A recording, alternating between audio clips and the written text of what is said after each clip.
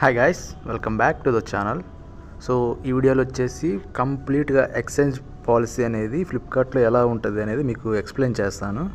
Pin to pin మొత్తం explain చేస్తాను. నేను చేసిన ఎక్స్పీరియన్స్ కూడా మీతో చెప్తాను. సో ఫస్ట్ ఆఫ్ ఆల్ అయితే మనం ఒక ఫోన్ ఎక్స్చేంజ్ చేయాలంటే దాంట్లో మెయిన్ వచ్చేసి మీరు ఓల్డ్ ఫోన్ అయితేనే ఎక్స్చేంజ్ పెట్టాం ఫ్రెండ్, కొత్త ఫోన్ అయితే పెట్టొద్దు.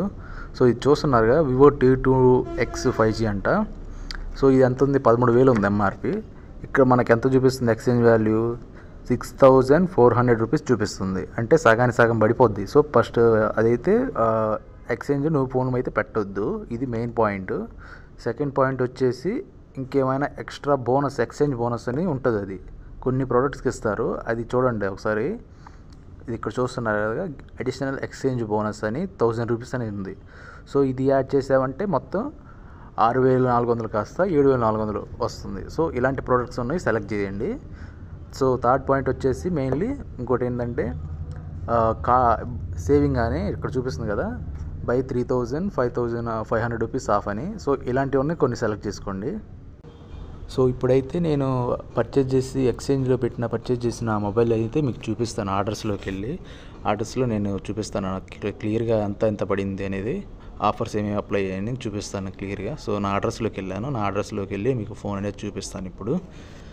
సో ఎక్కడుంది ఇది రెడ్మీ నోట్ 12 4G మొబైల్ ఇది. సో 5,007 రూపాయలు అనేది పే చేశాను. ఏంటిది ఫోను, నా పాత ఫోన్ ఇక మిగతా అమౌంట్ 5,700 పే చేశాను.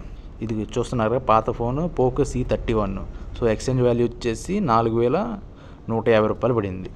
సో మనకైతే నాకు ఫస్ట్లో యాప్లో చూపించింది 4,800 చూపించింది. సో డెలివరీ బాయ్ వచ్చేసి మొత్తం చెక్ చేసిన తర్వాత 4,150 ఇచ్చాడు.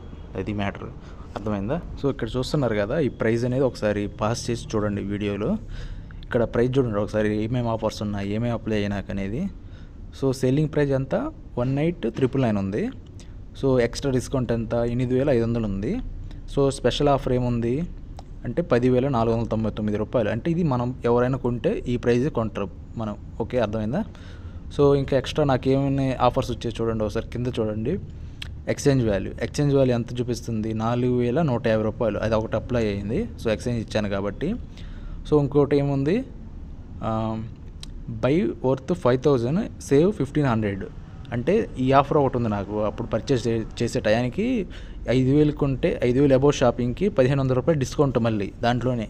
సో ఇది ఒకటి ఈ రెండు అప్లై అయ్యాయి కాబట్టి నాకు మొత్తం మీద ఎక్స్చేంజ్ వాల్యూ ప్లస్ ఒక 1,500 తగ్గితే మొత్తం ఎంత వచ్చింది? 5,700 రూపాయలు కట్టాను. సో ఇది అయితే నేను కట్టిన అమౌంట్. ఒకటి ఫ్రెండ్స్, ఎక్స్చేంజ్ చేయాలనుకుంటే ఒక 2 years 1 year వాడిన ఫోన్ అయితే ఎక్స్చేంజ్ పెట్టండి, మీకు మంచిగానే ఉంటుంది.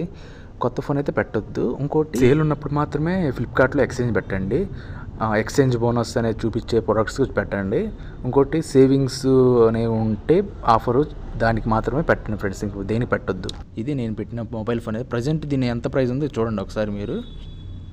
సో ఇప్పుడు చూస్తుంటే ఇది ప్రైజు, ఈ ప్రైస్ వచ్చేసి 12,000 ఉంది.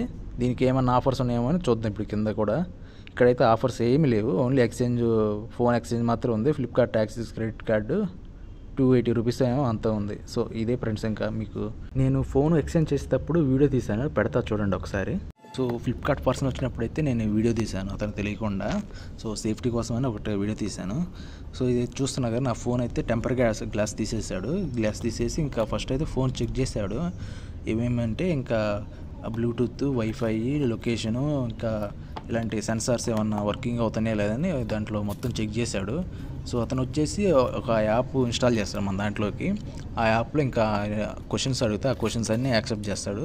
సో యాక్సెప్ట్ చేసిన తర్వాత అప్పుడు మనకి ఎక్స్చేంజ్ వాల్యూ అనేది ఇస్తాడు.